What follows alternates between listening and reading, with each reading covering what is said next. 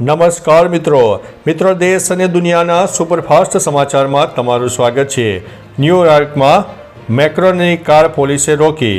ન્યૂયોર્કમાં ફ્રાન્સના રાષ્ટ્રપતિ ઇમેન્યુએલ મેક્રોનની કારને પોલીસે રોકી દીધી કારણ કે તે રસ્તેથી ડોનાલ્ડ ટ્રમ્પનો કાફલો પસાર થવાનો હતો। આ ઘટનાથી નારાજ થઈને મેક્રોને ટ્રમ્પને ફોન કરીને કહ્યું કે હું બહાર ઊભો છું, બધું તમારા કારણે રોકી દેવામાં આવ્યું છે। આ પછી મેક્રોનને ફ્રેન્ચ એમ્બેસી સુધી પગપાળા જવું પડ્યું હતું। મેક્રોન સંયુક્ત રાષ્ટ્ર સભામાં ભાષણ આપવા માટે અમેરિકા પહોંચ્યા છે। મિત્રો, અન્ય મહત્વના સમાચારની વાત કરીએ તો ભારત પાકિસ્તાન સહિત 7 યુદ્ધો રોક્યા, તેઓ હજુ ટ્રમ્પ રટણ કરી રહ્યા છે। સંયુક્ત રાષ્ટ્ર મહાસભાને સંબોધતા યુએસ પ્રમુખ ડોનાલ્ડ ટ્રમ્પે કહ્યું કે વિશ્વની પરિસ્થિતિ ચિંતાજનક છે। યુએને કોઈ યુદ્ધ અટકાવ્યું નથી, વિશ્વમાં યુએનની કોઈ ભૂમિકા બાકી નથી। મેં 7 યુદ્ધો રોક્યા છે, મેં ભારત પાકિસ્તાન સંઘર્ષનો અંત લાવ્યો છે, મેં અરબ દેશો વચ્ચેની દુશ્મનાવટનો અંત લાવ્યો છે, વિશ્વમાં અમેરિકાનું સન્માન વધ્યું છે અને અમેરિકન અર્થતંત્ર મજબૂત થયું છે। મિત્રો, અન્ય મહત્વના સમાચારની વાત કરીએ તો સોશિયલ મીડિયા પર સૌથી વધુ સમય વેડફતા હોય તે દેશો કયા છે?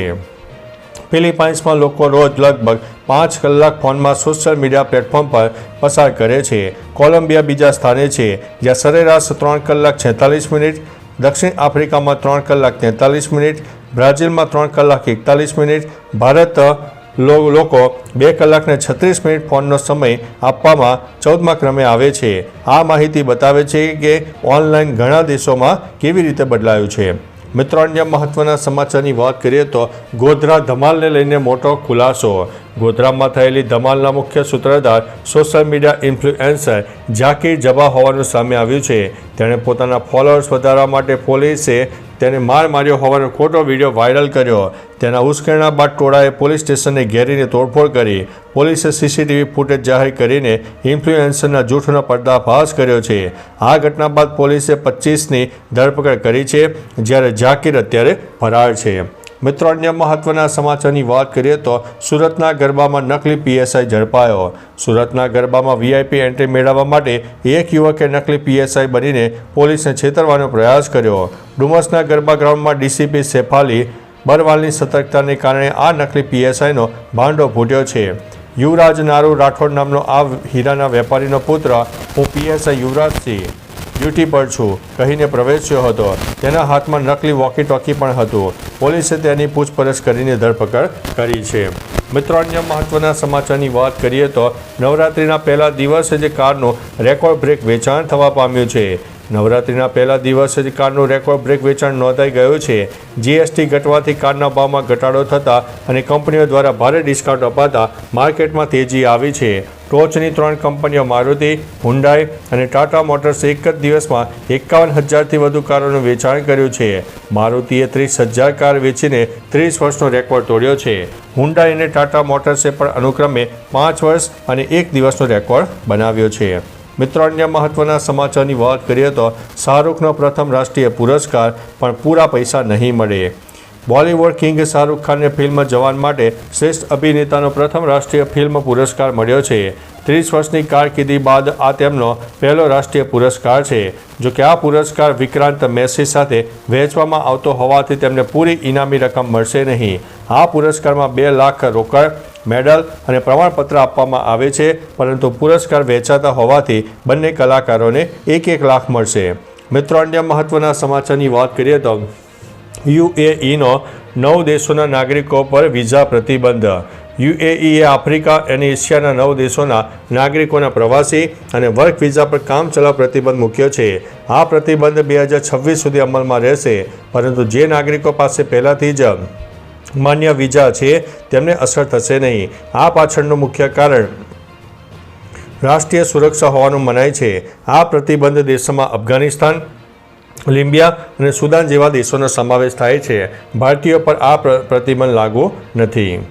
મિત્રો, અન્ય મહત્વના સમાચારની વાત કરીએ તો પન્નુ વિરુદ્ધ એનઆઈએનો નવો કેસ। રાષ્ટ્રીય તપાસ એજન્સી એનઆઈએ અમેરિકા સ્થિત ખાલિસ્તાની આતંકવાદી ગુરપતવંત સિંહ પન્નુ સામે નવો કેસ દાખલ કર્યો છે। પન્નુએ આ વર્ષે સ્વતંત્રતા દિવસ પર વડાપ્રધાન નરેન્દ્ર મોદીને લાલ કિલ્લા પર ધ્વજ ફરકાવતા રોકવા માટે ઇનામની જાહેરાત કરી હતી. તેના પર ભારત વિરુદ્ધ શીખ સમુદાયમાં અસંતોષ ફેલાવવાનો પણ આરોપ છે. આ પ્રવૃત્તિઓ બદલ તેની સામે UAPA કાયદા હેઠળ કાર્યવાહી કરવામાં આવી છે. મિત્રો, અન્ય મહત્વના સમાચારની વાત કરીએ તો કોલકાતા અને મરાઠાવાડમાં મેઘ તાંડવ. કોલકાતામાં ધોધમાર વરસાદે હાહાકાર મચાવ્યો છે, જેના પગલે જનજીવન ઠપ થઈ ગયું છે. છેલ્લા 37 વર્ષમાં 24 કલાકમાં પડેલો આ સૌથી વધુ વરસાદ છે.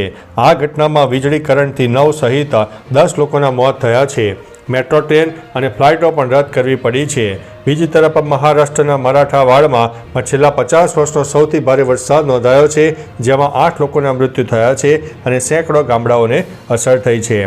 મિત્રો, અન્ય મહત્વના સમાચારની વાત કરીએ તો બીજું નોરતું વિદેશી ડેલિગેટ્સ ગરબે ઘૂમ્યા હતા.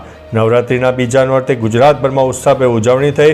વડોદરાના VNFમાં વિદેશી ડેલિગેટ્સ પણ ભારતીય પરંપરાઓમાં રંગાઈને ગરબે ઘૂમ્યા. અમદાવાદમાં કીર્તિદાન ગઢવીની રોયલ એન્ટ્રીથી ખેલૈયાઓ ખુશ થયા. જોકે ટ્રાફિક જામ અને ગાંધીનગરના એક ગ્રાઉન્ડમાં ઊંચા પાસ ભાવ છતાં હાલાકી જોવા મળી.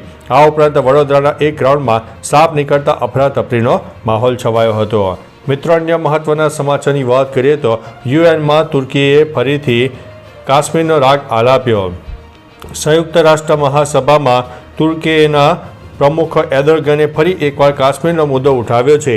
તેમણે ભારત અને પાકિસ્તાનને કાશ્મીર વિવાદનો ઉકેલ સંયુક્ત રાષ્ટ્રના ઠરાવોના આધારે વાટાઘાટો દ્વારા લાવવાની વિનંતી કરી છે.